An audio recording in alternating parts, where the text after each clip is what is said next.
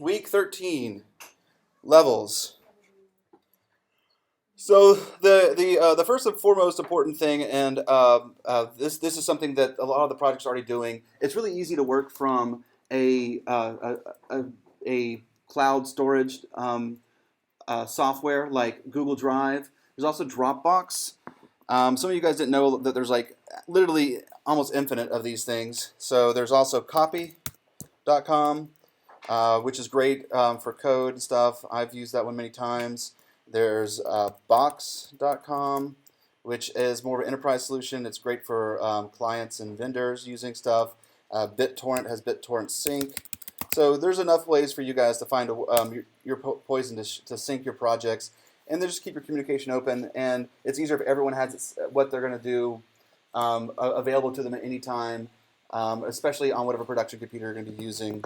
So start getting that stuff on that computer so it can download if you have big projects.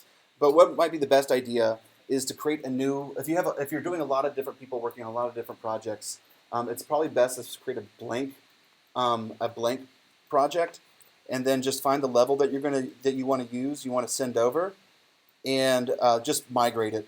We went over migrating in the first and second week. If you want help doing that, I'll be here today. I'll be going around helping you guys finally migrate your projects together into one master project, and you can continue to work in your separate levels. And we're going to go into that in a second. So when you start a project or you open up a project, you've probably noticed that there's a default level that it goes to. Under my project settings, there's a thing called maps and modes. And you can see that the editor startup map is actually designated here. And so it says it wants to do minimal default. I can choose any of my maps here, and then every time I open my project, it'll go directly to wherever I want it to start. This is great if we're doing a game default map. That's if we were making a standalone, but we probably won't be making standalones this class. We'll probably be running it from the editor. So if I don't want it to be minimal default, if I want my project to open up directly on the first map of my level every time I start the project over, this is where you do it. You can also do fun things like have your own custom splash screens and thumbnails and all that kind of stuff. All these project settings are kind of just in this window. You can go through them.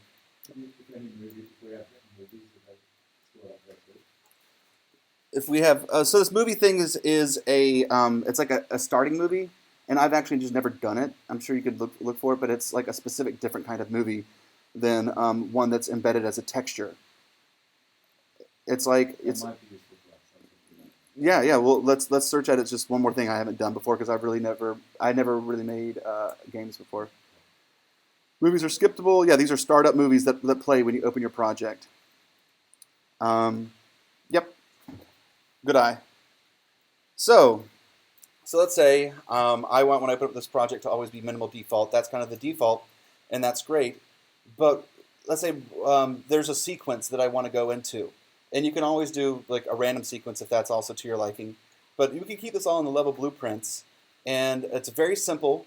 From one level, I can open up a level blueprint. And this is like, who knows where that's from. And I could say open level right here. So just off of any key command, I'll do P. It could be a box trigger. You can say when a camera goes a certain place, you can have it on OSC or whatever you want. And literally, if I want the next level to be, I see starter map right here. Case sensitive, type in starter map.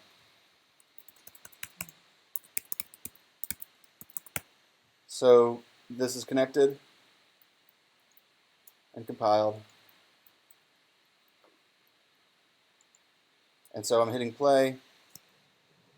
There's my ease. And then when I hit P, it's going to load the next level. So you notice there is a little bit of delay. I mean, I'm on a laptop, so I mean, it's going to be much quicker on the other thing. So this is not ideal.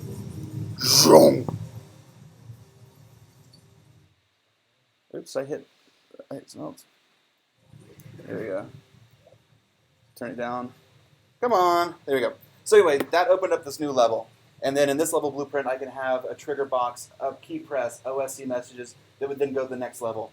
That was really slow. It's going to be much better. We tested on that computer. But maybe we don't want to do just loading levels.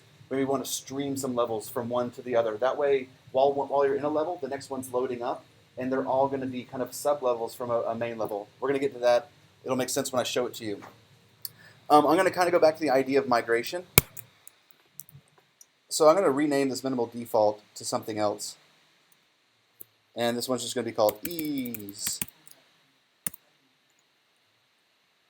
I'm going to say my project. Okay. So I have this other project open, which was, I think, from either the previous week or the week after that. And I just want to get these projects together. We're going to go through this together, so we have multiple levels in this project. So from this ribbon test, I'm going to take week 10, and I'm going to move it over. I don't want all this stupid starter content, that's 600 megabytes of files that I'm not using. I only want the stuff that's important to me. I've done a lot of testing. I've been working for six weeks, and so I want to have just what's important to me. So I'm going to take just ease. I'm going to right-click, and when I do migrate, it's only going to take the files that are in this map to my new project. This is good once you have the base project synced to a Dropbox or whatever other software you're using, and then you can migrate what you're doing into the Dropbox. So I say, okay, these are all the explosions, the audio, the particles, but it's only the things that are inside that level. And then I'm going to move it over to the other one, which is ribbon test. Choose my content, and then say, do it. And so this is the way to really streamline your project. Don't bring over everything. Don't bring in over all the different things you've been downloading off the Learn tab from the Unreal editor or the Unreal launcher, game launcher. Like, just bring over the streamlined stuff. So when I go back over here, I might have to restart the other level, but when I go back over here, yep, it's all showing up. And now it's all merged together. There's ease. And then we have Untitled. Okay. So that's great, but we saw that it took a little bit of a time. Actually, I can close the other thing. It's going to slow my computer down. So we're done with this guy. Save and close. Great. So now we're here in this project. If you remember, this one probably has Under Pressure loaded. Oh, no, it doesn't. Got rid of it. So I want to start off in a blank level. Maybe I want to start off in a level with like a 3D menu. Maybe I want to start off in a level with just like text that just sits there for forever. Maybe I just want to have a base level that really is just nothing. So I'm going to create a new black level. And it's going to be called Beginning. And inside my black level, we'll see that there's absolutely nothing. Let's go ahead and save. And I can put something if I want to. I know I'm here with a point light and a sphere. All right, so this is how I know that this is my starting off level. Now, I want to get these other levels in there. You can actually have sub-levels within a main level. And this is how we're going to do what's called streaming our levels. So with this level open, there's a new window we haven't gone through, and it is called Levels. And it says persistent level. Persistent level is the main level. This is, you might have seen that when you were bringing in items into your level blueprints. It said bring in this thing from persistent level. Well, you can also have sub-levels. Over here on levels, I can actually say add existing levels. And I am going to, I have no idea where they are. I'm going to bring in ease.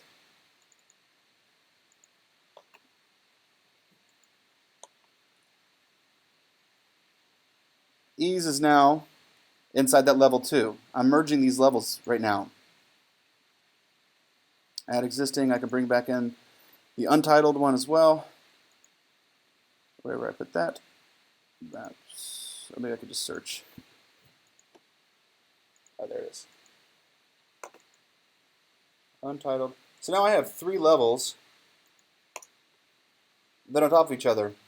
Whatever level I have double-clicked and that's highlighted, when I add new assets, it goes into that sub-level or it goes into the main persistent level.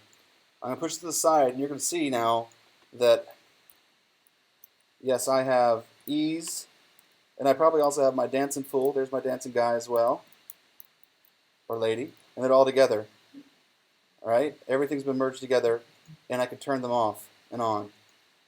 So this is a way of having things in the same exact space, and but only have rendering what you need. And with the I'm going to go to the right side. You might not be able to see in my world outliner, and I could double click my ease, and I can say view options right here in the bottom, or the right bottom, and I can say only show me the current level. My current level is ease. It's going to get rid of the dancing fool. Oh no, it just only shows them here inside of the world outliner. I can then not do that.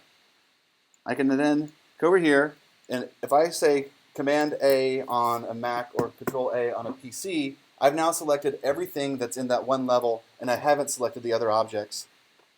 If I'm doing like, oh, I don't know, a VR experience through, immersive light sculptures, and I want to have things laid out sequentially so that you can go continuously through them, I can then capture everything from one level and move it to the side.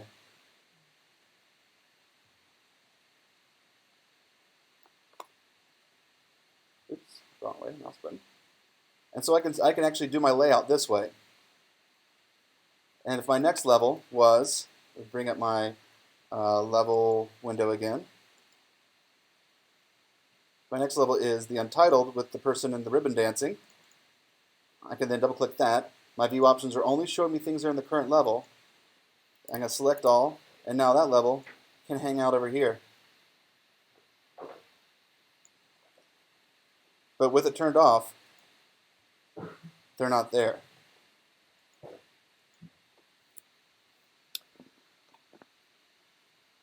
So let's actually test this. I haven't done this. I just actually started getting into this today just because I felt it was useful. Let's see if everything's showing. So, but when I play, I'm only seeing the one level, and this is the persistent level. It's not showing me the sub levels. So what I would need to do is in my level blueprint for my blueprint for the persistent level, I can say open level blueprint, and then you can say stream level.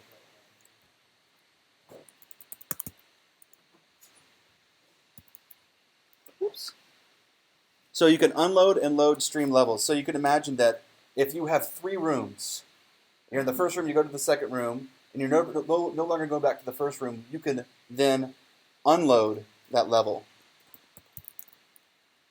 and speed up processing power because it's no longer having to worry about rendering or having those meshes there. And then as I approach the third room, I can start loading that halfway through the process of going through the room so that it's ready and I can open up the door and there's no delay between my levels as I go through. This is the same thing as opening levels. I actually just put in the name there. It's case sensitive, and it could be on a trigger box. It could be on a key press. It could be on any kind of OSC thing you have. And this is a way of combining. You saw that not only did I merge one level from one project to another project, but also then I combined all the levels together into one project, one level that can then be streamed and unstreamed. So I'm going to go back to my project settings because I know that I want my main map to be beginning. I can change both. I don't think it matters. So that way when I put my project, it will beginning. When I hit play, it will be the beginning. And then when I can trigger various things. So the thing to remember, though, is if I open up my level, let's first of all go to ease, and I have a level blueprint for ease. It's no longer a level blueprint, though. It's a sub-level blueprint. This will be converted for you when you migrate and merge everything together, but just remember that each sub-level has its own level blueprint.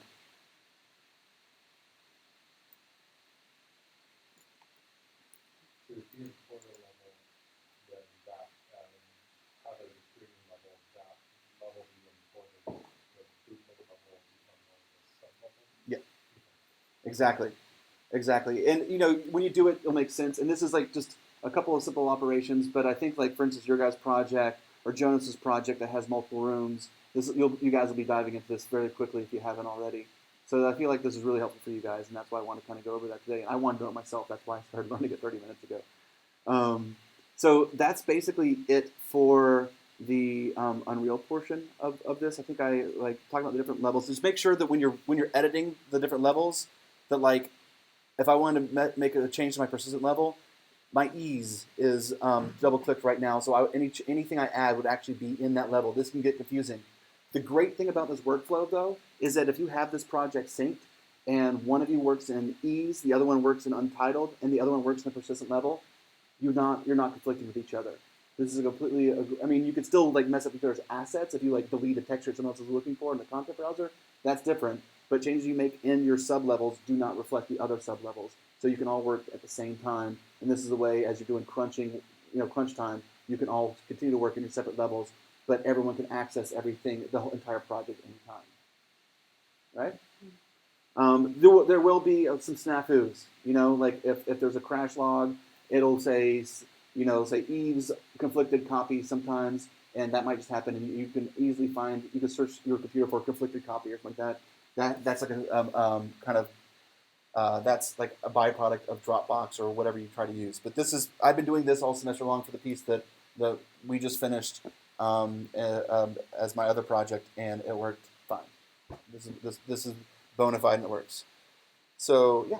On the sub built-in of the E, there was the TPSB. Did you do that? Did you make that in the beginning? I made that when it was still in the other project. That got carried over when I migrated that level from the other project into this project. Yeah. And I had the screen recorded, and I'll upload this just like I do everything else, so you guys can go through this process. And then I'm gonna be going around today. We're super available, like Tuesday, Wednesday, Thursday next week, on the weekends. Like we'll help you out with all this kind of stuff because there's a lot of different things going on, so we can figure it all out. All right. Does anyone have any other like just general questions about life and pursuit of happiness, or like no? Why is the sky blue? Nothing. Okay. Any big concerns about installations? Guess we have to figure it out.